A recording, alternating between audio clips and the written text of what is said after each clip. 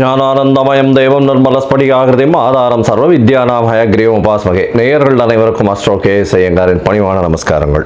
ராகு கேது பெயர்ச்சி 2025 ஏப்ரல் 26ஆம் தேதி சித்திரை மாதம் 13ஆம் நாள் சனிக்கிழமை ரேவதி நட்சத்திரத்தில் இந்த ராகு கேத்துவினுடைய பெயர்ச்சியாகுது. ராகு கேத்து பெயர்ச்சி அப்படின்றது என்ன அப்படின்னா, ராகு கேத்து இந்த ரெண்டு கிரகங்களும், அதாவது ஒரே கிரகங்கள், ஒன்று தலையாகவும் ஒன்று வாலாகவும் கருதப்படுகிறது. இந்த ரெண்டு கிரகங்களும் பார்த்தாலேயானால் 180 பாகையில் ஒன்றுக்கு ஒன்று இருக்கும். இதன் மூலியமாக பார்த்தாலேயானால் எல்லா கிரகங்களும் 7 கிரகங்களும் வலப்புறமாக போகும், கிளாக் வைஸில் போகும். ஆனால் ராகு கேத்து மட்டும் இடப்புறமாக போகும், அதாவது ஆன்டி கிளாக் வைஸில் போகும். இதன் மூலியமாக இவ்வளவு நாள் மீன ராசியில் இருந்த ராகு இப்பொழுது கும்பராசிக்கும், கேது கன்னியா ராசியில் இருந்தவர் இப்போ சிம்ம ராசிக்கும் வரார். அதாவது பூரட்டாதி 4ஆம் பாதத்தில் இருந்தவர் பூரட்டாதி 3ஆம் பாதத்துக்கு வரார். உத்திர நட்சத்திரம் 2ஆம் பாதத்தில் இருந்த கேது உத்திர நட்சத்திரம் 1 பாதத்துக்கு வரார். ஸோ இதுதான் ராகு கேத்துவினுடைய மாற்றம். இது 26/4/2025 வருது. இதற்கு அடுத்த ராகு கேது பெயர்ச்சி பார்த்தேனால் 13/11/2026. பொதுவாகவே 1.5 வருஷம் இந்த ராகு கேத்துக்கள் ஒரு ராசியிலையும் இருக்கும். ஒரு ராசியிலிருந்து அடுத்த ராசிக்கு போகிறதுக்கு 18 மாத காலமாகும். ஒரு நட்சத்திர பாதம், அதாவது 9 நட்சத்திர பாதம் கொண்டது ஒரு ராசி. அந்த ஒரு நட்சத்திர பாதம் 2 மாதங்கள் இது எடுத்துக்கும். இந்த ராகு கேது ரெண்டுமே பார்த்தேனால் துர்கிரகங்கள், அதாவது அசுப கிரகங்களாக சொல்லக்கூடியது. அதாவது பாம்பே வலியுது அப்படின்னு சொல்லக்கூடிய அளவுக்கு எல்லாவற்றையும் பிடித்து பீடித்து ஆட்கொள்ளக்கூடிய பாம்புகள். ராகுவை விட கேது மிகவும் கொடுமையானது. இது ராகு கேத்துவினுடைய தன்மை. ராகுவை பொறுத்தவரையிலும் பார்த்தேனால் அதாவது போக காரகன். அவர் ராகு எப்பொழுதுமே எல்லாத்தையும் அள்ளி கொடுக்கிறவர். ஏதாவது எந்த ஒரு விஷயம் ₹1 கிடைக்கிற இடத்துல ₹100 கிடைக்கக்கூடிய அளவுக்கு பண்ணக்கூடிய போக காரகன். எல்லாவற்றிலும் அபரிமிதமான விஷயங்களை கொண்டு சேர்ப்பார். எல்லாமே ரொம்ப பெரிய ப்ராஜெக்ட்ஸ் எல்லாம் போடுறதெல்லாம் பார்த்தீங்கன்னா ராகுவினுடைய ஆட்டம் ரொம்ப அதிகமாக இருக்கும் அந்த இடத்துல. சரி, கேதுவை பற்றி எடுத்தோமானால் எல்லா விஷயத்தையும் சுருக்குவார், தனிமைப்படுத்துவார், அசிங்கப்படுத்துவார், அதாவது கேவலப்படுத்துவார். எல்லாவற்றையும் தானே புரிந்து கொள்ள அளவுக்கு எல்லா விஷயத்தையும் அனலைஸ் பண்ணி அதுக்குள்ளே இருக்கிற விஷயங்களை, மூலக்கூறுகளை சென்று பார்க்கக்கூடிய அளவுக்கு அவர் யோசிக்க வைப்பார். தன்னை தானே உணர்தல் அப்படின்றது கேதுவினுடைய ஆதிக்கம் அதிகமாக பொருந்தியவர்களுக்கு நிச்சயமாக உண்டு. இதை தவிர பார்த்தாலேயானால் ராகுவை பொறுத்தவர்களும் 1 100 கூடியவர், ரொம்ப பெருசாக பிரம்மாண்டத்தை கொடுக்கக்கூடியவர். கேது 100 இருந்ததுன்னா 1 ஆகிடுவார், 1 இருந்தால் -100 ஆகிடுவார். அந்த மாதிரி ரொம்ப சுருக்கக்கூடியவர். அவர் இருக்கும் வீட்டையும் பார்க்கும் வீட்டையும் சுருக்கக்கூடியவர்.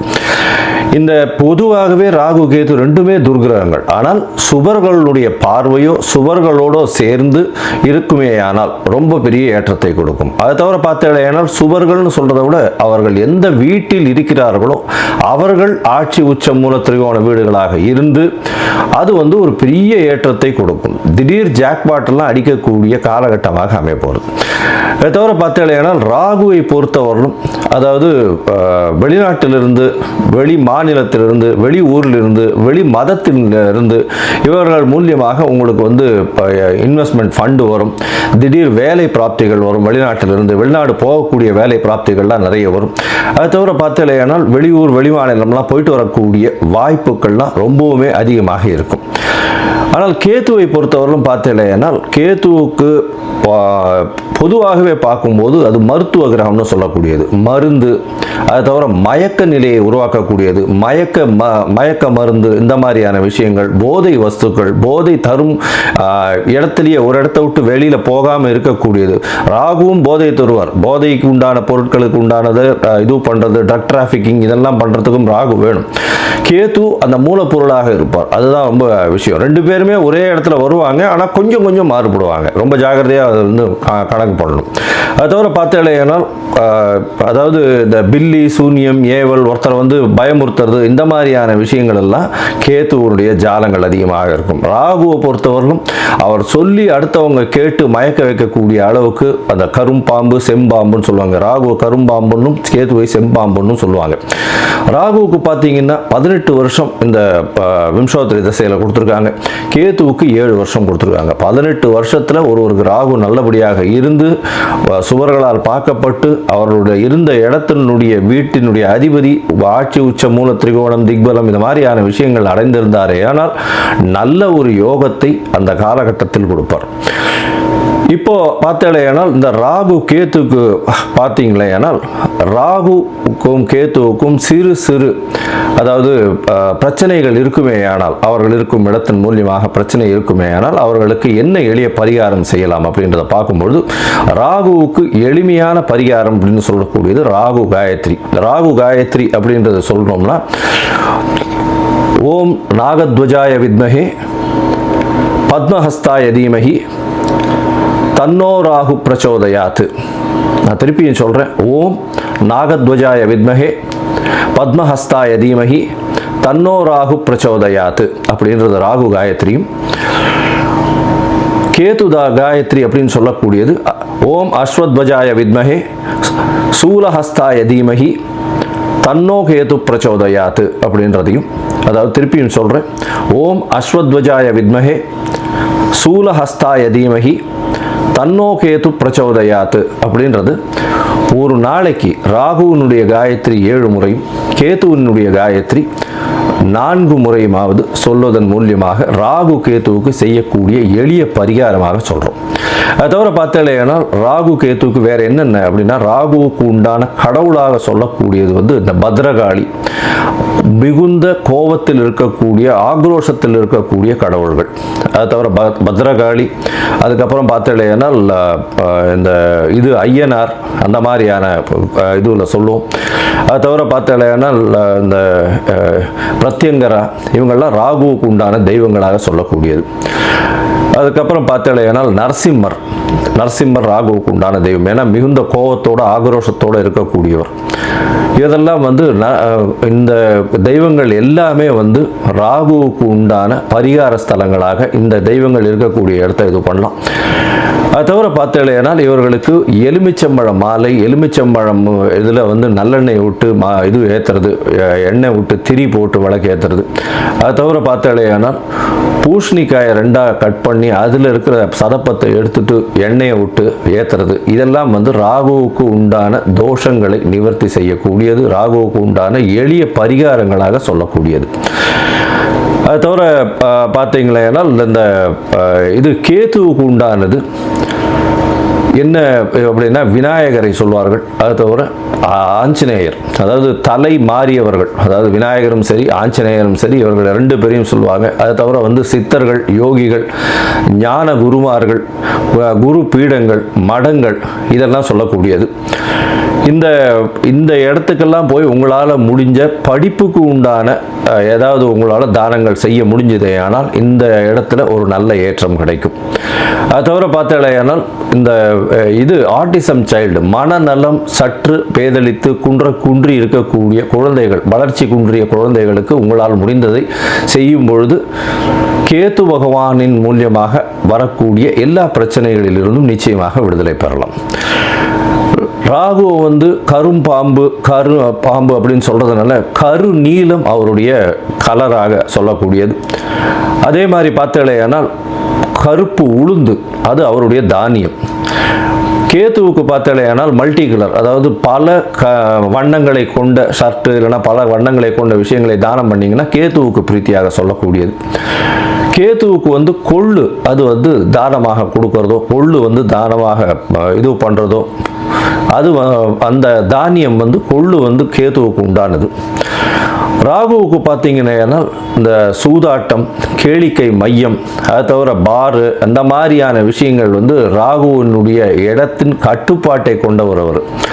கேத்துவுக்கு வந்து மடம், அதை தவிர வந்து இது தபோவனம், இந்த மாதிரியான விஷயங்கள், அதை தவிர தனித்து இருக்கக்கூடிய இடங்கள், அதை தவிர வந்து இந்த தவம் செய்யும் இடம், இதெல்லாம் பார்த்தீங்கன்னா கேத்துவனுடைய இடமாக சொல்கிறாங்க. இது தவிர பார்த்தாலேயானால் இந்த ராகுவுக்கும் கேத்துவுக்கும் 3-11 பார்வை இருக்குன்னு சில ஜோதிட கிரந்தங்கள் சொல்கிறது. அதாவது இப்போ பார்த்தாலேயானால் கும்பராசியில் ராகு இருக்கிறதுனால 3ஆம் இடம்னு சொல்லக்கூடிய மேஷத்தையும் தனுசு அப்படின்ற 11ஆம் இடத்தையும் பார்க்கறது ராகு. கேத்துவை பொறுத்தவரையிலும் மிதுனத்தையும் துலாத்தையும் பார்க்கும். அவர் இருக்கும் வீட்டிலிருந்து 3-11 7ஆம் இடத்தை எல்லா கிரகங்களும் பார்க்கும். ஏன்னா சப்தம பார்வை உண்டு அப்படின்றத சொல்கிறது. சரி, இப்போ வந்து ராகுவை பற்றி பேசணும்னா பேசிகிட்டே இருக்கலாம். கிட்டத்தட்ட வந்து ஒரு 3 மணி நேரம் 4 மணி நேரம் கூட கண்டினியூஸாக பேசலாம். ஆனால் இப்போ வந்து நம்ம ஒரு ராசிக்கும் மேஷம் முதல் மீனம் வரை என்னென்ன பலன்கள்னு பார்ப்போம். அதை தவிர தனியாகவே ராகுவுக்குன்னு ஒரு 1/2 hour 1 hour வீடியோ தனியாக போடுறேன். நான் பார்ட் 1 பார்ட் 2 தனியாக போடுறேன். சரி, இப்போ மேஷம் முதல் மீனம் வரை இந்த ராகு கேத்து பெயர்ச்சியின் மாற்றங்கள் ஏற்றங்கள் என்னென்ன, அவர்களுடைய பார்வை என்னென்ன, என்ன பரிகாரங்கள் செய்யலாம், என்ன கோயிலுக்கு போகலாம் அப்படின்றத பார்ப்போம். இந்த சேனல், என்னுடைய சேனல் பார்த்துட்டு இருக்கவங்க உங்களுக்கு ஜாதகம் பார்க்கணும் அப்படின்னா நீங்கள் என்னுடைய மொபைல் நம்பருக்கு, கீழே கொடுக்கப்பட்டிருக்கிற மொபைல் நம்பருக்கு எனக்கு வாட்ஸ்அப் பண்ணுங்க. உங்களுடைய பெயர், உங்களுடைய தாய் தகப்பனார் பெயர், உங்களுடைய பிறந்த நேரம், தேதி, உங்களுடைய பிறந்த இடம், date of birth, time of birth, place of birth, உங்களுடைய நேம், பேரண்ட்ஸ் நேம், இது வரலாம் அனுப்புங்க. சந்தி இருக்கான்னு பார்க்குறேன். ஏன்னா லக்ன சந்தி, பாத சந்தி இதெல்லாம் பார்க்கணும். சந்திரனுடைய சந்தி இருக்கா, என்ன ஏதுன்னு பார்க்கணும். இதற்கு காரணம் என்ன அப்படின்னா பல வகையான பஞ்சாங்கங்களை உபயோகப்படுத்துகிறா. பஞ்சாங்கங்கள் உபயோகப்படுத்தக்கூடிய இடமும் வந்து பல இடங்கள் மாறுபடும். அதாவது ஸ்ரீரங்கத்து பஞ்சாங்கத்தில் டெல்லியில் பிறந்த குழந்தைகளுக்கு பேஸ் பண்ணி பார்ப்பா. அப்போது சூரிய உதயமே மாறும். அதனால் சந்தி வரக்கூடிய வாய்ப்புகள் மிகவும் அதிகம். அவங்க வந்து மிருகசீரிஷ நட்சத்திரம் அப்படின்னு நினச்சிட்டு இருப்பாங்க, 2ஆம் பாதம் அப்படின்னு நினச்சிட்டு இருப்பாள். ஆனால் பார்த்தாலேயானால் 3ஆம் பாதத்தில் மிதுன ராசியில் இருப்பாள். இந்த அவள் வந்து 50 வயசு ஆகிட்டு இருக்கும், ரிஷப ராசிக்கு வந்து அர்ச்சனை பண்ணிட்டு இருப்பாள். ஆனால் மிதுன ராசியில் பிறந்திருப்பாள். ஸோ இந்த மாதிரியான மாற்றங்கள்லாம் நிறைய இருக்குது. அதனால் உங்களுடைய ஜாதகத்தை நானே போட்டு அதன் வழியாக சந்தி இருக்கான்றதை பார்த்து உங்களுக்கு உண்டான பலன்கள் என்ன ஏதுன்றதை டிஸ்கஸ் பண்ணுறேன். அதற்குண்டான கட்டணம் என்னன்றது போடுறேன். அந்த கட்டணத்தை செலுத்திட்டு நீங்கள் அப்பாயின்மெண்ட் எடுத்துக்கோங்க. சரி, இப்போது ராகு கேத்துவின் பயிற்சி 2025 2026 மேஷம் முதல் மீனம் வரை ஒரு ராசியாக. மிதுனம், மிருகசீரிஷம், திருவாதிரை, புனர்பூசம், இந்த 3 நட்சத்திரம் 9 பாதங்களை கொண்ட ராசி. ராசியின் அதிபதி அப்படின்னு சொல்லக்கூடியவர் புதன். மாத கிரகம், அவர் வந்து அதிவேகமாக செல்லக்கூடிய மாத கிரகமாக சொல்லக்கூடியவர். சரி, இப்போ ராகு கேத்துவினுடைய பெயர்ச்சி இந்த மிதுன ராசிக்காரர்களுக்கு என்ன ஒரு ஏற்றத்தை கொடுக்கிறது அப்படின்னு பார்ப்போம். உங்களுடைய ராசிக்கு இவ்வளவு நாள் 10ஆம் இடத்துல இருந்த ராகு பகவான் உங்களுடைய ராசிக்கு 9ஆம் இடத்துக்கு வர்றார்.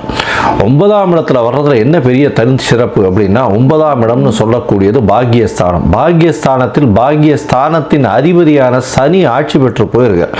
எப்பொழுதுமே ராகு எந்த வீட்டில் இருக்கிறாரோ அவருக்கு சொந்த வீடு கிடையாது. அதனால எந்த வீட்டில் இருக்கிறாரோ அந்த வீட்டினுடைய அதிபதி அவர் உச்சம் பெற்றோ மூல திரிகோணத்தில் இருந்தோ ஆட்சி பெற்றோ இருந்தாரே ஆனால் அவருடைய வேலைகளை பன்மடங்கு கொடுக்க செய்யக்கூடிய காலகட்டம். அதனால பாக்கியங்கள் மிகவும் அதிகமாக பெருகக்கூடிய காலகட்டம். மறைந்த இடத்திலிருந்து திடீர் பொருள் வரவு வரும். எங்கேருந்தே நினைக்கவே முடியாத அளவுக்கு திடீர்னு பொருள் வரவு வரக்கூடிய காலகட்டமாக அமையும். அதோடு பார்த்தோம்னா தந்தையின் மூலியமாக சொத்துக்கள் வரக்கூடிய வாய்ப்புகள் நிச்சயமாக இருக்கு. தந்தையின் உடல்நிலையில் சற்று பின்னடைவு இருந்தாலும் தந்தையின் மூலியமாக சொத்துக்கள் வரக்கூடிய வாய்ப்புகள் உண்டு. உங்களுடைய ராசிக்கு பார்த்தோம்னா வெளிநாடு போய் படிக்கக்கூடிய பாக்கியம் நிச்சயமாக உண்டு. பண வரவிற்கு பஞ்சம் இருக்காது. குடும்பத்தில் நல்ல ஒரு ஏற்றம் இருக்கும். 11ஆம் இடத்தை வந்து ராகு பார்க்குற. ராகு உங்களுடைய ராசிக்கு 9ஆம் இடத்துல இருந்து 11ஆம் இடத்தையும் பார்க்குறார். உங்களுடைய ராசிக்கு 7ஆம் இடத்தையும் பார்க்குறார். ஒரு 15 நாள், அதாவது 11/5/2025 தேதி அன்னைக்கு பார்த்தேன்னா உங்களுடைய ராசியிலேயே குரு வந்து சப்தமத்தை பார்க்கறதன் மூலியமாக ராகுவினுடைய பார்வை 7ஆம் இடத்தில் விழுந்தாலும் பெரிய ஏற்றம். அதை தவிர ராகு கோதண்ட ராகுவாக பரிமளிக்க போகிறார். எல்லா விஷயத்திலையும் உங்களுக்கு வெற்றியை கொடுக்கக்கூடிய காலகட்டமாக அமைய போகிறது. பாக்கியங்கள் அதிகமாக வரக்கூடிய காலகட்டமாக அமைய போகிறது. வெளிநாடு போய் படிக்கணும்னு நினைக்கிறவர்களுக்கெல்லாம் வெளிநாடு படிப்பு ஏற்படக்கூடிய வாய்ப்பு, நீங்கள் நினைச்ச யூனிவர்சிட்டி கிடைக்கக்கூடிய வாய்ப்பு நிச்சயமாக இருக்கக்கூடிய காலகட்டமாக இருக்கும். உங்களுடைய ராசிக்கு பார்த்தோம்னா புதிய வேலைகள் கிடைக்கக்கூடிய வாய்ப்பு, வேலையில் மாற்றங்கள், வேலையில் ஏற்றங்கள் இருக்கக்கூடிய காலகட்டமாக அமைய போகிறது. அதை தவிர வந்து வெளிநாடு போயிட்டு வரக்கூடிய வேலை மூலியமாக வெளிநாடு போயிட்டு வரக்கூடிய வாய்ப்புகள் உண்டு. கலைத்துறையில் இருக்கிறவங்க, ஆர்ட் டைரக்டர்ஸ், அந்த மாதிரியான விஷயங்களில் இருக்கிறவங்களுக்கு பெரிய ஏற்றம் கிடைக்கக்கூடிய காலகட்டமாக அமைய போகிறது.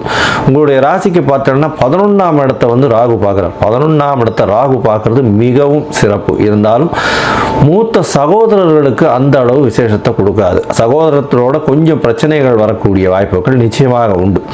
ராசிக்கு 9ஆம் இடத்தை பார்க்கறதுனால, 9ஆம் இடத்திலேயே இருக்கிறதுனால, 8, 9 அதிபதி 9ஆம் இடத்துல போய் இருக்கிறதுனாலையும் ராகுவும் அவரோடு சேர்ந்து இருக்கிறது பெரிய விசேஷம். தந்தையின் மூலியமாக அதீதமான ஏற்றம் கிடைக்கும். புதிய இண்டஸ்ட்ரியெல்லாம் வச்சிருக்கிறவங்களுக்கு பெரிய ஏற்றம் கிடைக்கக்கூடிய காலகட்டம். வருமானத்திற்கு பஞ்சம் இருக்கிறதுக்கு வாய்ப்பே இல்லை. அதை தவிர பார்த்தீங்கன்னா பண வரவு, திடீர் பண வரவு வரும். தொழிலில் அபரிமிதமான லாபங்கள் இருக்கக்கூடிய வாய்ப்பு உண்டு. கூட்டு தொழிலில் பெரிய ஏற்றம் கிடைக்கக்கூடிய வாய்ப்புகள் நிச்சயமாக இருக்கும். இதை தவிர பார்த்தீங்கன்னா அரசியல்வாதிகளுக்கு பார்த்தீங்கன்னா பெரிய ஏற்றம் கிடைக்கக்கூடிய காலகட்டமாக அமைய போகிறது. ஏன்னா அவங்களுடைய பாக்கியம் திடீர்னு ஏற்றத்தை கொடுக்கக்கூடிய காலகட்டமாக அமைஞ்சிடும். அதை தவிர பார்த்தீங்கன்னா இந்த மிதுன ராசிக்காரர்கள் புதனுடைய ராசிக்காரர்கள்ன்றதுனால நார்மலாகவே கம்யூனிகேஷனில் ரொம்ப அதிகமாக இருக்கும். அதாவது பேச்சு திறன் இதிலெல்லாம் ரொம்ப அதிகமாகவே இருப்பாங்க. புத்தி கூர்மை அதிகமாகவே இருக்கும் அவர்களுக்கு. அதனால் அந்த புத்தி கூர்மையை வச்சு அவர்கள் மிகப்பெரிய சாதனையை படைக்கக்கூடிய வாய்ப்புகள் உண்டு. ஷேர் மார்க்கெட்டு, ரேஸு, லாட்ரி இதிலெல்லாம் வந்து திடீர் பணவரவு வரக்கூடிய வாய்ப்புகள் இந்த காலகட்டத்தில் நிச்சயமாக வரும். உங்களுடைய ராசிக்கு பார்த்தீங்கன்னா கேது 3ஆம் இடத்துல இருக்கார். கேது 3ஆம் இடத்துல இருக்கிறது அப்படின்றது முயற்சி ஸ்தானத்தை குறிக்கக்கூடியது. 3ஆம் இடத்தில் இருக்கக்கூடிய கேது உங்களுக்கு புதிய முயற்சிகளை ஏற்படுத்தி கொடுப்பார். சிறு சிறு முயற்சிகளில் சிறு சிறு பின்னடைவை கொடுத்து அதன் மூலியமாக பெரிய ஏற்றத்தை கொடுக்கக்கூடியது. எப்படி சார் பின்னடைவை கொடுத்து எப்படி ஏற்றத்தை கொடுக்க முடியும் அப்படின்னா, பின்னடைவை கொடுத்து அதை சரி பண்ணக்கூடிய அளவையும் கொடுத்து அதன் மூலியமாக அந்த எந்த ஒரு விஷயத்தை எடுக்கிறீங்களோ அதை முடிக்கக்கூடிய அளவிற்கு வரும். எழுத்து பணியில் இருக்கிறவங்களுக்கெல்லாம் நல்ல ஒரு ஏற்றம் இருக்கும். அதை தவிர வந்து அதாவது சொல்லக்கூடியது இந்த கோவில் சம்பந்தப்பட்ட விஷயங்களில் எழுதுகிறவங்க, அதை தவிர வந்து இந்த புஸ்தகம்லாம் எழுதுகிறாங்க இல்லையா, அதாவது கோவில் சம்பந்தப்பட்ட சாமி சம்பந்தப்பட்ட புஸ்தகங்கள்லாம் எழுதுகிறவங்களுக்கெல்லாம் பெரிய ஏற்றம் கிடைக்கக்கூடிய வாய்ப்புகள் உண்டு. பாடல் எழுதுகிறவங்க, கவிதை எழுதுகிறவங்க அவங்களுக்கு ஒரு பெரிய ஏற்றம். சார்ட்டர்ட் அக்கௌண்டன்ஸு, அதை தவிர வந்து ஸ்டாட்டிஸ்டிக்ஸில் இருக்கிறவங்க அவங்களுக்கு வந்து திடீர் ஏற்றங்கள் கிடைக்கக்கூடிய வாய்ப்புகள் உண்டு. உடல் நலத்தில் சற்று கவனமாக இருக்கிறது நல்லது. ஏன்னா 3ஆம் பார்வையாக, அதாவது உங்களுடைய ராசிக்கு 3ஆம் பார்வையாக அவர் வந்து கேது உங்களுடைய ராசியை பார்க்குறார். இருந்தாலும் குரு வந்ததுனால மென்டல் ஸ்ட்ரெஸ்ஸு கொஞ்சம் அதிகமாக இருக்கும். உடல் உழைப்பு கொஞ்சம் அதிகமாக போட வேண்டிய காலகட்டமாக இருக்கும். ராசிக்கு 5ஆம் இடத்தையும் வந்து கேது பார்க்குறார், குருவும் பார்க்குறார். இருந்தாலும் 5ஆம் இடத்தை கேது பார்க்கறதுனால குழந்தைகள் மூலியமாக சிறு சிறு தொல்லைகள் வரக்கூடிய வாய்ப்புகள் நிச்சயமாக உண்டு. மொத்தத்தில் பார்த்தீங்களே ஆனால்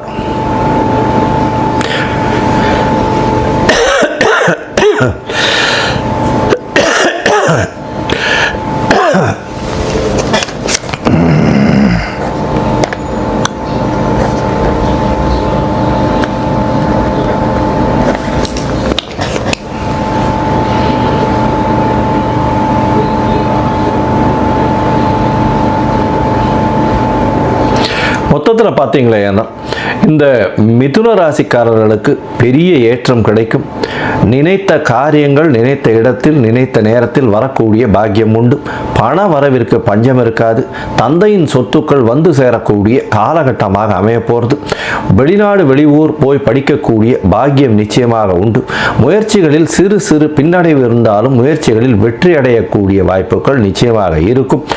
ஏற்றங்கள் அதிகமாக இருக்கக்கூடிய காலகட்டம். குழந்தைகள் மூலியமாக சிறு சிறு பிரச்சனைகள் வந்தாலும் நல்ல ஒரு ஏற்றம் கிடைக்கக்கூடிய வாய்ப்புகள் நிச்சயமாக உண்டு.